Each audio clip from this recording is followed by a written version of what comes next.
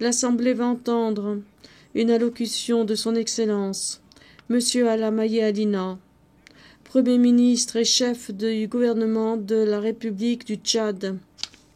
Je demande au protocole de bien vouloir accompagner Son Excellence, que j'invite à prendre la parole devant l'Assemblée.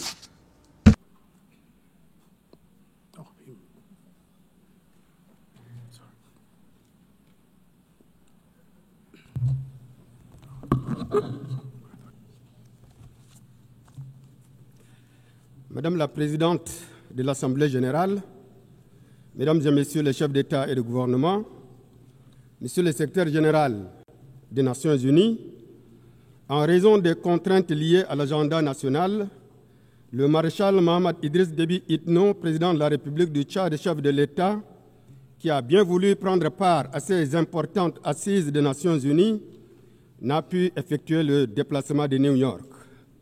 Il tient à exprimer ses sincères regrets pour cette absence et me charge de vous livrer son message qui réaffirme l'attachement du Tchad au principe du multilatéralisme et de la souveraineté des peuples.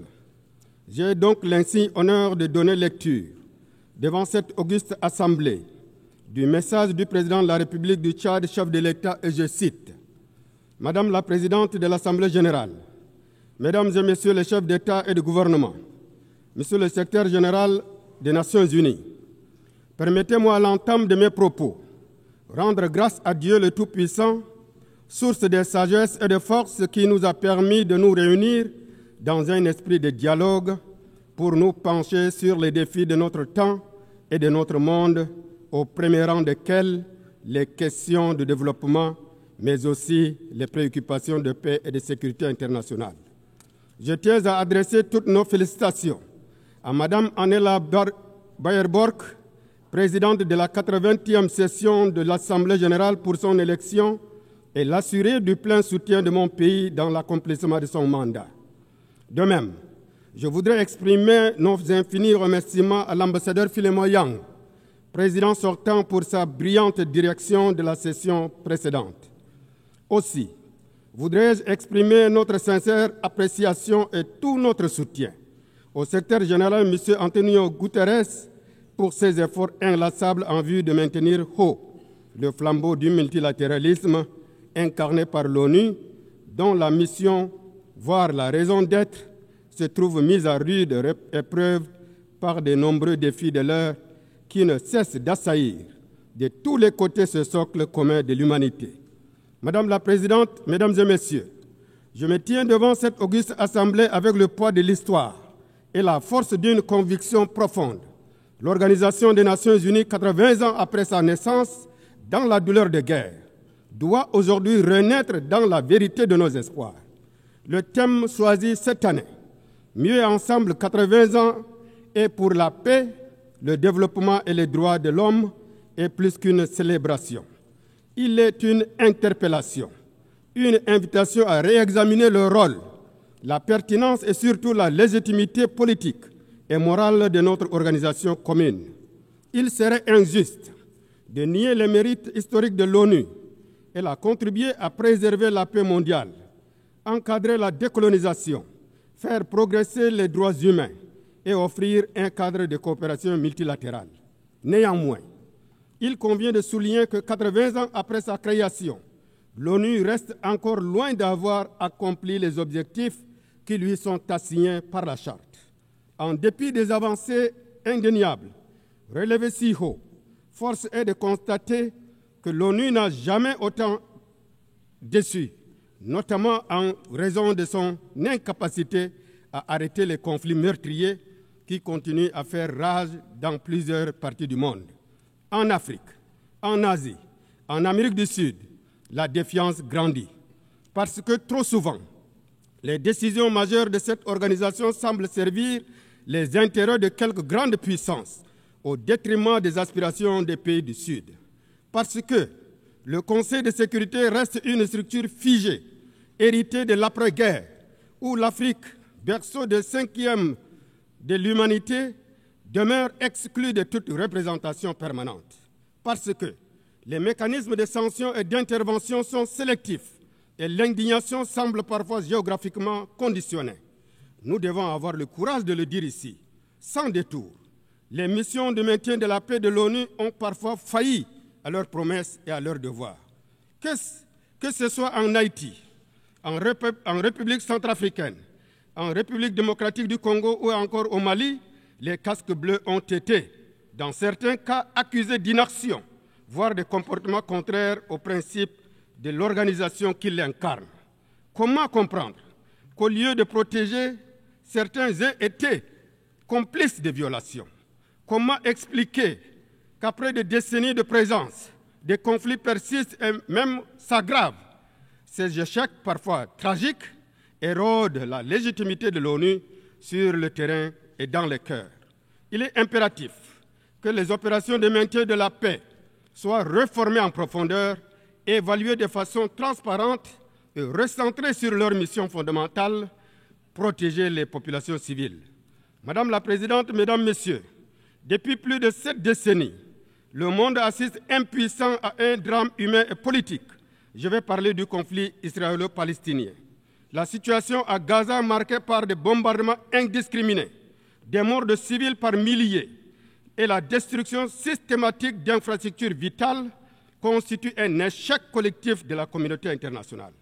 Il ne s'agit plus d'un conflit, il s'agit d'un scandale humanitaire et un défi moral sans précédent. La guerre larvée entre Israël et Iran, les tensions régionales et l'incapacité de l'ONU à imposer une solution durable mettent en péril non seulement la stabilité du Moyen-Orient, mais surtout la paix dans le monde. Tant que la justice n'aura pas triomphé à Jérusalem et à Gaza, il n'y aura pas la paix de conscience ici à New York. Tant que le droit international sera bafoué en Palestine, il sera affaibli partout ailleurs. Nous appelons, comme chaque année depuis des décennies, à la reconnaissance effective de l'État palestinien dans les frontières de 1967, la fin immédiate de colonisation illégale et une solution politique garantissant la coexistence des 2 États viables, libres et sécurisés.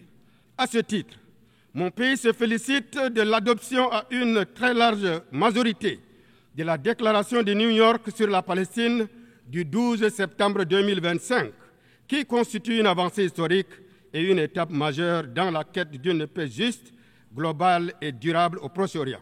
Notre devoir collectif à partir de cet instant est de transformer une forte déclaration en acte concret et faire de l'espérance du peuple palestinien une réalité.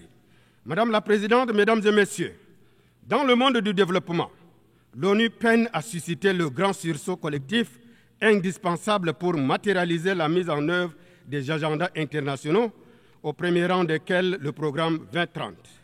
À 5 ans de l'échéance fatidique, il va falloir mobiliser annuellement plus de 4 000 milliards de dollars pour combler le déficit de financement du développement dans les pays pauvres. À cet égard, l'engagement de ces villes constitue, à n'en point douter, la dernière chance pour passer de la parole à l'action en vue d'accélérer la mise en œuvre des ODD. Madame la Présidente, Mesdames et Messieurs, qu'il s'agisse de la paix et de la sécurité internationale et du développement ou de l'action climatique, l'avenir du multilatéralisme auquel nous sommes tous attachés est mis véritablement en jeu. Il nous faudra pour cela un engagement sans faille, une détermination sans relâche et une action collective plus solidaire et vigoureuse dans la mise en œuvre des objectifs communs qu'on s'est fixés tels que l'agenda 2030, l'engagement de Séville, l'accord de Paris, le pacte pour l'avenir ou encore le plan d'action de Doha en faveur des paiements, le plan d'action d'Antigua et Barbuda pour les petits États insulaires en développement et le plan d'action d'Awaza en faveur des pays en développement sans littoral. Oui, la réussite de l'ONU sera aussi et surtout jaugée à l'aune de notre capacité collective à aider les pays vulnérables, tels que les pays africains et les pays en situation spéciale, à relever les défis afin que personne ne soit laissé de côté. Madame la Présidente, Mesdames et Messieurs, en dépit des frustrations légitimes à l'égard de l'ONU, au vu des défis qui se démultiplient et qui se complexifient de jour en jour, il est également certain que jamais le monde n'a eu autant besoin de l'ONU et du multilatéralisme. Tant ces défis ne peuvent être appréhendés et traités qu'à travers la concertation, la coopération et l'action collective. Les aspirations du peuple du monde à une vie paisible, une planète saine, des opportunités équitables pour l'accès au bien-être et la prospérité dans le respect des droits humains de tout un chacun, y compris à vivre dignement dans une société équitable et en sécurité, ne peuvent être pleinement assurés qu'à travers le multilatéralisme. C'est donc à juste titre que l'engouement suscité par le pacte pour l'avenir et l'engagement de Séville sont la traduction parfaite de cette soif pour l'ONU. Celle-ci n'a donc pas le droit de décevoir ou de trahir les aspirations des peuples du monde. Nous n'avons pas le droit de faire cavalier seul et briser l'élan collectif. Bien évidemment, nous sommes pleinement conscients des turbulences que traverse le monde en ce moment en raison de la montée de réflexes unilatéralistes et des tensions géopolitiques.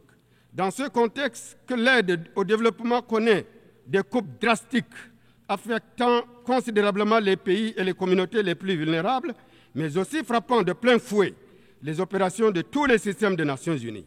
Des agences et entités de l'ONU ont cru devoir supprimer des services vitaux dont bénéficiaient les couches les plus vulnérables dans les pays et les contrées les plus fragiles. Des réfugiés, des femmes, des enfants, des malades, notamment du sida, se sont retrouvés du jour au lendemain privés de soins ou de services sans lesquels leur vie est en danger. Toutefois, il importe de souligner l'absolue nécessité de préserver les acquis en procédant avec minutie dans l'exécution de cette réforme afin de ne pas finir par porter un coup fatal à ce que l'ONU a de plus noble, l'assistance aux plus vulnérables. Madame la Présidente, Mesdames et Messieurs, la préservation et le renforcement du multilatéralisme que nous appelons de notre vœu passe également par la réforme tant attendue de la gouvernance mondiale. À cet égard, mon pays appelle à la mise en œuvre rapide de recommandations du pacte, notamment la réforme de l'architecture financière internationale et celle de l'ONU par l'amélioration des méthodes de travail et le renforcement de l'Assemblée générale, mais aussi et surtout la réforme du Conseil de sécurité dont l'urgence n'est plus à démontrer. Il va sans dire que s'il y a un organe qui cristallise toutes les frustrations, qui symbolise l'injustice, la politique des 2 poids 2 mesures et l'incapacité de l'ONU à répondre aux attentes des peuples, c'est bien le Conseil de sécurité. Il est inadmissible que l'Afrique, berceau de l'humanité, poumon démographique du monde et moteur stratégique du XXIe siècle, demeure marginalisée dans les hautes sphères de la gouvernance internationale. Cette exclusion n'est pas seulement une aberration politique, elle est une injustice historique. Elle doit être réparée sans délai. Depuis plusieurs années, l'Afrique revendique avec constance et dignité ce qui lui revient de droit. 2 sièges permanents au Conseil de sécurité des Nations Unies, assortis du droit de veto conformément au consensus des Zulwani.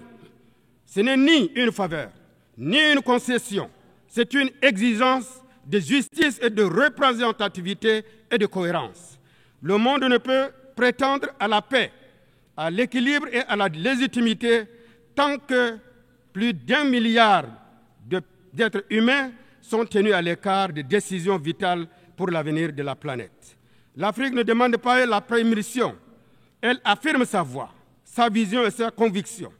En Afrique, beaucoup partagent malheureusement la conviction que le monde fait preuve d'une certaine indifférence face aux malheurs des Africains et le Conseil de sécurité ne fait qu'assurer le service minimum. Souvent, ces multiples réunions consacrées aux problèmes du continent restent sans grand impact sur la situation des populations. Les faits pouvant attester ce sentiment ne manquent pas. Par exemple, 14 ans se sont écoulés et la Libye se trouve toujours dans l'impasse politique et repoussant ainsi la paix aux calendes grecques.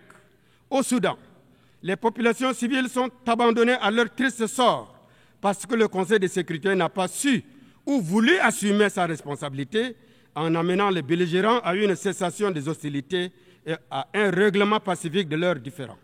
Cette incapacité du Conseil des Nations Unies à jouer pleinement son rôle de garant de la paix et de la sécurité internationale est une raison de plus d'accélérer sans délai sa réforme pour l'adapter à la réalité du monde aujourd'hui et le rendre plus inclusif, plus représentatif, plus démocratique et donc plus efficace. Madame la Présidente, Mesdames, Messieurs, dans un monde en perpétuelle mutation, où les interdépendances se multiplient et les défis transcendent les frontières, mon pays, le Tchad, réaffirme du haut de cette tribune une vérité fondamentale. La souveraineté des États demeure le socle de l'ordre international. La souveraineté n'est ni un privilège, ni une concession. Elle est un droit inaliénable inscrit dans la Charte des Nations Unies, qui garantit à chaque peuple la maîtrise de son destin, la libre détermination de ses choix politiques, économiques et culturels et le respect de son identité propre. Dans le concert des nations, chaque État est une note singulière qui enrichit l'harmonie mondiale. Aucun ne doit être réduit au silence. Aucun ne doit être contraint à l'uniformité. La souveraineté est la condition même du dialogue, de la paix et de la justice internationale. C'est pourquoi nous appelons à une gouvernance mondiale plus équitable, où les États du Sud, les nations émergentes, les voix longtemps marginalisées puissent pleinement exercer leur droit à la parole, à la décision et à la dignité. L'Afrique exige sa place dans la gouvernance mondiale. Les Nations Unies ne peuvent plus se contenter d'aménagements politiques. Une refonte institutionnelle profonde et équitable s'impose. Madame la Présidente, mon pays, le Tchad, au cœur de l'Afrique, à la fois témoin et acteur pour la paix et la sécurité. Il est à la croisée de tous les défis contemporains, sécurité, humanitaire, climatique et aussi d'immenses espoirs de renaissance. Notre pays fait face à une menace persistante du terrorisme qui déstabilise la région du bassin du lac Tchad. Face à la secte Boko Haram, le Tchad n'a reçu aucun soutien extérieur et a dû affronter seul le poids de la lutte.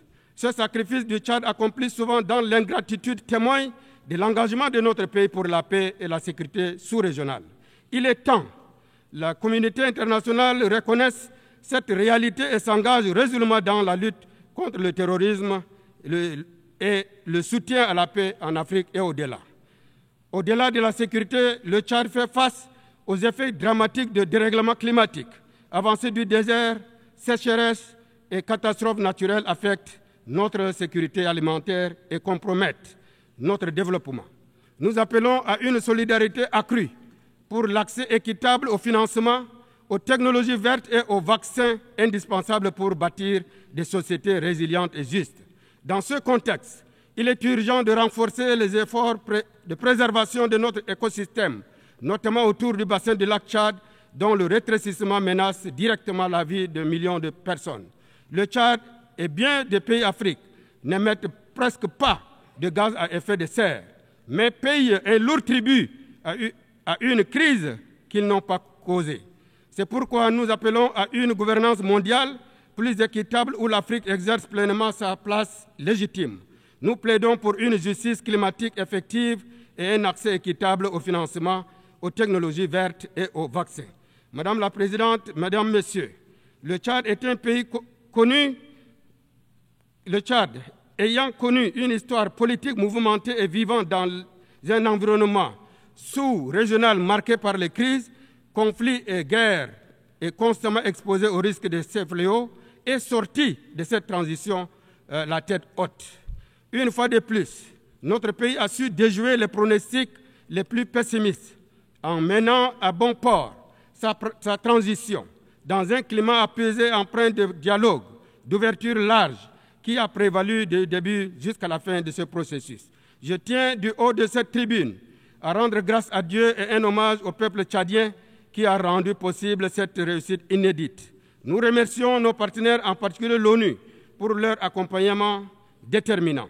Grâce à cet appui multiforme, le Tchad a pu franchir une étape majeure vers la gouvernance démocratique.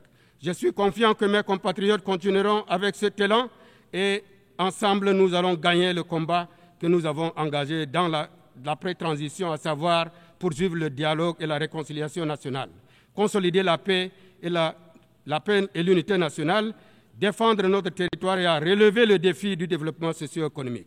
Toutes ces actions sont ancrées dans le programme politique sur la base duquel j'ai été élu en mai 2024.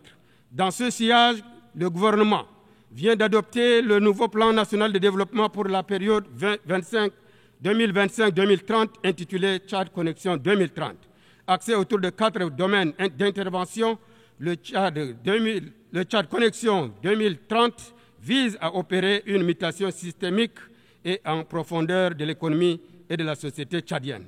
Enfin, de réaliser cet ambitieux programme, le Tchad prévoit de mobiliser 30 milliards de dollars US, dont 46 d'investissements attendus du secteur privé. Je voudrais profiter de cette tribune pour inviter tous nos partenaires à la table ronde de mobilisation des ressources prévue les 7 et 8 novembre 2025 à Abu Dhabi, aux Émirats arabes unis. En ce qui concerne la situation au Soudan, le Tchad exprime sa profonde préoccupation face à la guerre qui dévaste ce pays et qui affecte toute la région, avec des conséquences humanitaires, socio-économiques et environnementales et sécuritaires incalculables. Sur le plan humanitaire, par exemple, la situation à l'est du Tchad est alarmante. Mesdames et messieurs, l'impact de cette crise sur les populations hôtes est également considérable. Aujourd'hui, le nombre total de réfugiés au Tchad, de Soudanais et de retournés, ont atteint 2 millions de personnes, dont plus d'1,5 million sont arrivés depuis 2023. À l'est, à l'ouest, au sud, dans plusieurs villes et villages, les réfugiés soudanais, nigérians et camerounais dépassent la population locale, sans compter les milliers de personnes déplacées internes, malgré un coût environnemental et humanitaire écrasant. Par ce sens de devoir humanitaire et fraternel, nous continuerons d'ouvrir nos portes pour accueillir nos frères et sœurs soudanais en détresse fuyant les affres de la guerre. Mais nous ne pouvons supporter seuls le lourd fardeau de l'urgence humanitaire. J'en appelle une fois de plus à la communauté internationale pour venir en aide à ces personnes démunies et assister le Tchad en vue de faire face à ces défis. Sur le plan humanitaire, la poursuite des hostilités au Soudan ne fera que prolonger les souffrances des populations civiles soudanaises et aggraver la situation humanitaire dans les zones de combat ou dans les pays voisins tels que le Tchad, qui continuent de voir affluer chaque jour les réfugiés. Le Tchad déplore que les nombreux appels à un cessez-le-feu n'aient pas été entendus et exhorte les parties à cesser immédiatement les hostilités, faciliter l'accès humanitaire et renouer le dialogue politique. Nous sommes convaincus que la crise actuelle au Soudan ne saurait être réglée par les armes, mais plutôt par la voie pacifique à travers un dialogue intersoudanais inclusif, en vue de parvenir à une paix durable. Le Tchad, qui observe une position de neutralité stricte et constante dans le conflit en cours au Soudan et qui a toujours soutenu les efforts de paix dans ce pays, réaffirme son attachement à la paix au Soudan et sa disponibilité à contribuer à toute initiative visant à promouvoir le dialogue entre les protagonistes pour mettre un terme à cette guerre qui n'a que trop duré. S'agissant de la situation en République centrafricaine, le Tchad se réjouit de la dynamique positive d'ancrage de la paix, de renforcement de la réconciliation nationale et de progrès socio-économique en cours dans ce pays frère et voisin.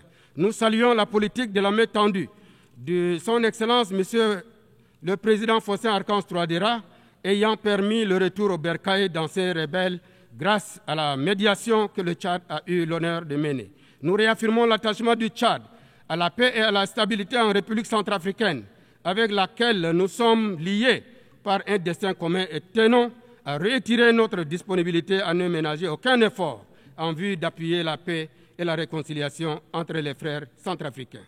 Mesdames, Messieurs, distingués invités, au-delà de notre région, l'Afrique dans son ensemble demeure ce continent qui cristallise toutes les attentions, en prise avec les crises cycliques par endroits et marginalisé dans les instances de gouvernance mondiale. Si l'ONU veut survivre aux prochaines décennies, elle doit redevenir la maison des peuples, pas celle des puissants.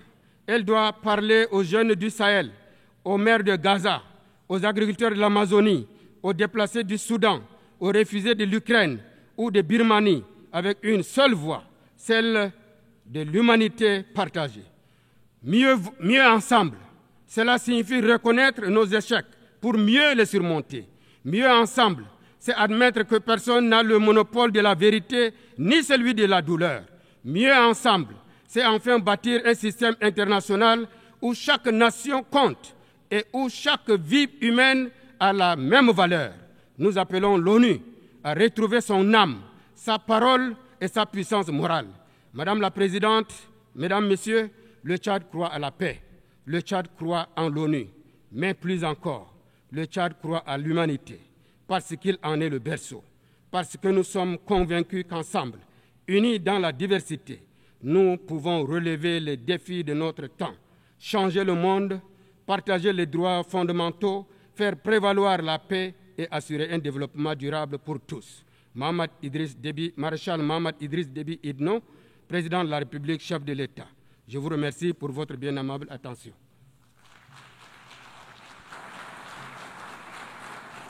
On behalf of the Assembly. Au nom de l'Assemblée générale, je tiens à remercier le Premier ministre et chef du gouvernement de la République du Tchad.